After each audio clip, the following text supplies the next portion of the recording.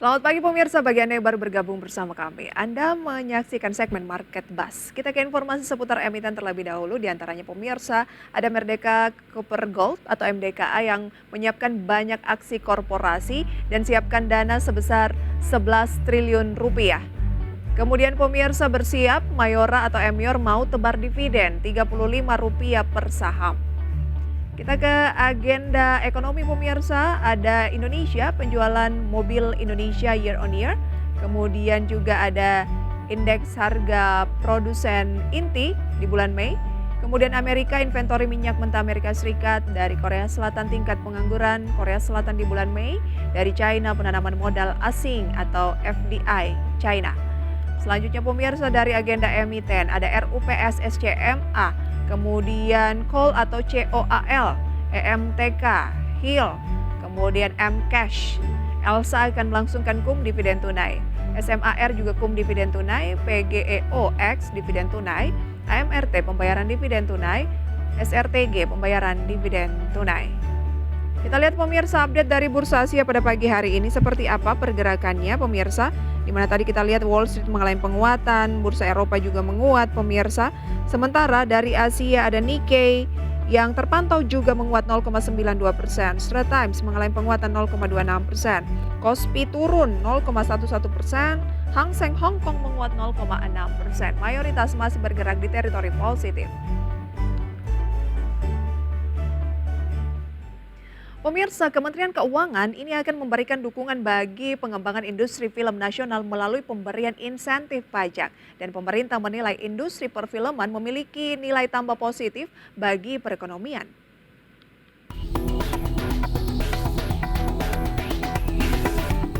Kementerian Keuangan tengah merancang pemberian insentif pajak untuk mendukung pengembangan industri film di tanah air. Adapun insentif pajak yang dimaksud akan menggunakan skema pengurangan pajak. Kepala Badan Kebijakan Fiskal Kementerian Keuangan Febrio Kacaribut dalam pernyataannya menyebut, insentif tersebut sedang didesain bersama antar kementerian dan lembaga, sehingga bisa mendapatkan skema terbaik yang bisa mendukung perkembangan industri film di Indonesia. Febrio menjelaskan insentif bagi industri film perlu diberikan karena pemerintah melihat sektor perfilman sangat baik untuk kreativitas, juga melihat nilai tambah bagi perekonomian. Hal ini terlihat dari konsumsi di sektor perfilman bagi. Nah, seiring dengan itu pemirsa, rumah produksi PT MD Picture Tbk atau dengan kode saham film ini milik Manoj Punjabi masuk daftar saham dalam pemantauan Bursa Efek Indonesia seiring melejitnya harga saham di luar kebiasaan. Saham MD Picture pemirsa telah melesat hampir 100 bahkan lebih dari 100% sebulan terakhir dan menguat 300% dalam 3 bulan terakhir. Dulu nenek moyang kami percaya dengan menumbalkan anak-anak perempuan, desa kami dijauhkan dari kemalangan. Rumah produksi PT MD Picture Tbk atau FILM milik Manoj Punjabi masuk daftar saham dalam pemantauan bursa persen, bahkan hampir 100% dalam sebulan dan 300% dalam 3 bulan terakhir. Kepala Divisi Pengawasan Transaksi BEI Zaki Gufron dalam pengumuman mengatakan pihak bursa memantau saham film lantaran telah terjadi peningkatan harga saham film di luar kebiasaan. Meski demikian, pengumuman ini tidak serta-merta menunjukkan adanya pelanggaran terhadap peraturan perundang-undangan pasar modal.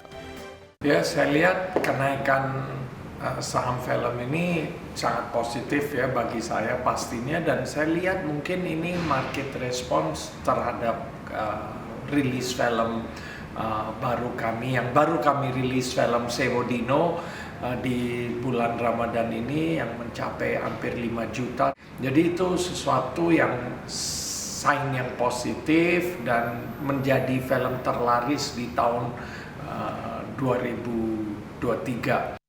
Para investor dihimbau untuk memperhatikan jawaban manajemen film atas permintaan koordinasi bursa. Investor juga diminta untuk mencermati kinerja dan keterbukaan informasi film. Kita simak pemirsa seperti apa pergerakan dari harga saham film pemirsa ya dalam beberapa waktu terakhir. Kalau untuk penutupan kemarin 13 Juni 2023 ini pemirsa menguat hampir 6%. Kemudian secara mingguan menguat 14,66% pemirsa ya. Dan dalam 1 bulan terakhir 114,04% dan 3 bulan terakhir 300% pemirsa. Ini yang akan kita bahas. Fundamentalnya semenarik apa sih film ini dan juga mungkin eh, emiten yang terkait dengan industri film lainnya yaitu ada RAAM gitu ya. Dan sudah tersambung melalui video conference ada Mas Rifan Kurniawan Indonesia Value Investor. Selamat pagi Mas Rifan, apa kabar? Selamat pagi Mbak Prisa, kabar baik, terima kasih. Terima kasih juga untuk waktunya pada pagi hari ini. Film ini kinerjanya luar biasa ya untuk harga sahamnya melesat 300% dalam 3 bulan terakhir. Kalau berinvestasi jangka pendek 1 bulan saja juga sudah 100%. Bagaimana Anda menanggapi terkait dengan emiten yang satu ini? Oke, jadi memang kita tahu ya bahwa tadi udah disebutkan juga emiten film ini harga sahamnya dalam 1 bulan terakhir naik 100% atau dalam 3 bulan terakhir lebih dari 300%. Nah, tapi kalau misalkan kita coba lihat ya, jadi kita perlu memahami apakah kenaikan harga saham itu didukung oleh fundamentalnya atau tidak. Nah, apa yang membedakan? Kalau misalkan kenaikan harga saham didukung oleh fundamentalnya, biasanya kenaikan harga sahamnya akan lebih sustain. Dan sebaliknya, kalau misalkan kenaikan harga saham tidak didukung atau belum didukung oleh fundamentalnya, biasanya itu sifatnya hanya temporary atau sementara saja jangka pendek. Nah, kalau misalkan kita lihat secara fundamental dari emiten film ini, di tahun 2023 ini sebenarnya bisa dikatakan tidak terlalu baik. Ya, dikarenakan kalau misalkan kita lihat dari sisi penjualan misalkan, kuartal 1 2023 versus kuartal 1 2022 lalu turun sedikit ya dari 62 miliar menjadi 61 miliar. Nah, kemudian kalau kita lihat di pencapaian laba bersihnya ini ada penurunan yang cukup signifikan, Mbak Prisa. Di mana pada kuartal 1 tahun lalu itu 11,5 miliar, tahun ini itu hanya 1,1 juta, di sekarang ini udah hampir sekitar 8 miliar gitu. Jadi biaya promosinya jauh. Kemudian yang kedua ada juga kerugian dari selisih kurs mata uang asing itu sekitar 4 miliar rupiah. Nah, jadi dua komponen tadi membuat pencapaian laba dari film ini sebenarnya turun signifikan. Kemudian kalau kita coba lihat ya dari beberapa rasio dasar ya, seperti misalkan saya ambil contoh return on equity yang kita bisa lihat ya, kemampuan perusahaan untuk mengembalikan modal per kuartal 1 tahun 2023 ini itu hanya 1%, turun jauh dibandingkan dengan tahun lalu yang bisa mencapai 11%. Net profit marginnya juga mungkin kurang lebih sekarang hanya 5% ya, dibandingkan dengan tahun lalu itu yang bisa di double digit juga. Nah, jadi itu sih dan kemudian juga kalau dari sisi valuasinya nih Mbak Prisa. Valuasinya saat ini dengan harga penutupan kemarin di 3.050 itu kalau kita gunakan price to earning ratio aja misalkan itu udah 2.500 kali, itu kan ya jauh sekali ya di di rule of thumb yang biasa kita pakai biasanya rata-rata 10 kali gitu. Jadi menurut saya kalau untuk jangka pendek ya mungkin ada potensi secara teknikal saja. Tapi kalau misalkan untuk medium term, apalagi mungkin untuk long term, nah ini mungkin investor perlu berpikir 2 kali ya, karena harga sahamnya saat ini udah secara valuasi ya bisa dikatakan mahal. Sudah sangat mahal begitu ya. Kalau Betul. RAAM semenarik apa? Karena ini juga dalam beberapa waktu terakhir ini mengalami peningkatan triple multivision plus, di mana untuk kan baru IPO ya, 1 bulan terakhir menguat 28,37%. Dan tadi ada informasi terkait pemerintah yang sedang menggodok kebijakan mengenai insentif pajak perfilman, akan ada pemotongan pajak. Harusnya kan positif ya. Antara film dan RAM, mana yang lebih oke menurut Anda? Ya, jadi memang karena RAM ini juga dia baru IPO ya, di bulan Mei 2023 kemarin ya. Jadi sebenarnya belum banyak yang bisa kita kulik dari emiten ini.